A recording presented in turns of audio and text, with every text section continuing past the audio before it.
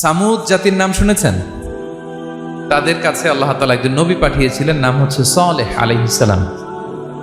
আল্লাহ নবী সালেহ আলাইহিস সালাম, তিনি তাদেরকে দাওয়াত দিলেন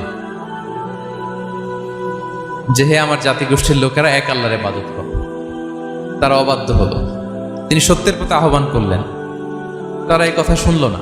একটার পর একটা আল্লাহর পায়গাম আসে, তারা অবাধ্য হয়, তারা আল্লাহ তাআলার আদেশকে মানে না। সবশেষে সামুদ গোত্র, তারা আবার খুব শক্তিশালী ছিল। তারা পাহাড় কেটে আর্কিটেকচার করে ডিজাইন করে কিভাবে আবাসন তৈরি করতে হয়, পাহাড়ি এলাকায় মাউন্টেইন এলাকায় কিভাবে আবাসন তৈরি করতে হয়, এটার ব্যাপারে এক্সপার্ট ছিল। তারা সালেহ আলাইহিস সালামকে বলল, সালেহ তুমি পাগল, তুমি জাদুকর, তুমি যে আল্লাহর কথা বলছো আমরা মানবো এক শর্তে, যদি এই পাহাড়ের ভেতর থেকে 10 মাস গর্ভধারিণী একটা উট যদি বের করে আনতে পারো, এমন একটা শি ক্যামেল উট যদি বের করে আনতে পারো, যেই উটের পেটের ভেতরে একটা বাচ্চা থাকবে এবং উটটা পাহাড় থেকে বের হয়েই বাচ্চা ভূমিষ্ঠ করবে, এরপরে উটের দুধ যেন আমরা খেতে পারি, তুমি যদি এইটা দেখাইতে পারো তাইলে বুঝবো তুমি সত্য নবী। দোয়া করলেন, আল্লাহ আমার এই জাতি সামুদ, তারা তো চেয়েছে যে পাথর ভেতর থেকে যদি একটা উট বেরোয়, ওর যদি বাচ্চা দেয় আর দুধ দেয়, তাহলে তারা তোমাকে মেনে নেবে। আল্লাহ তুমি মেহেরবানি করে এই মিরাকেল, এই মুআজিজা তুমি তাদের দেখিয়ে দাও। আল্লাহ তাআলা দোয়া কবুল করলেন। হাজার হাজার মানুষের সামনে চাক্ষুষ দিবালোকের মুহূর্তে পাথর ভেঙে একটা উট বেরিয়ে এলো বিশাল আকৃতির, এবং 10 মাস গর্ভধারিণী উট, সাথে সাথে এই উট বেরিয়ে বাচ্চা প্রসব করলো, এবং সাথে সাথে এই ওলান থেকে উটের দুধ বেরোতে লাগলো।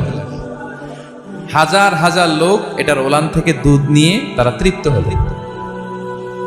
আচ্ছা, এই মুহূর্তে তাদের কি করা উচিত ছিল বলেন তো? আশহাদু আল্লা ইলাহা ইল্লাল্লাহ ওয়া আশহাদু আন্না সালিহান নাবিয়ুল্লাহ, এটা পড়া দরকার ছিল না? দরকার ছিল। কিন্তু তারা একের পর এক ওয়ার্ড তুমি করতে করতে করতে করতে চাক্ষুষ দিনের বেলা এত বড় একটা মুআজিজা দেখার পরেও তারা অস্বীকার করলো। সাল্লাল্লাহু আলাইহি ওয়াসাল্লাম বললেন, তোমরা তোমাদের ওয়াদা পূরণ করো। তারা বললো, তুমি বড্ড বড় জাদুকর, যেন তেন জাদুকর না, তুমি পাহাড়ের ভেতরে জাদু ঢুকাই ফেলছো। কি মনে হয় তারা লিমিট ক্রস করে ফেলছে না? এবার ক্রস করছে না? তারা সীমা লঙ্ঘন করে ফেলেছে। দে ক্রসড দেয়ার লিমিট। এবার তো আর ছাড় দেওয়া যায় না, কারণ আমি আপনাদের বলেছি শুরুতে যে আল্লাহ সব সময় ধরে না, কিন্তু যখন ধরে ছাড়ে না। আযাব চলে আসলো। কি আযাব? আর্থকোয়েক আর রাজফা, পুরো ভূখণ্ড কেঁপে উঠল। কেঁপে ওঠার সাথে সাথে সব মাটিতে পড়ে গেল। 2 নাম্বার আসলো সাউন্ড ওয়েভ, শব্দ নিনাদ, প্রচন্ড শব্দ তরঙ্গ।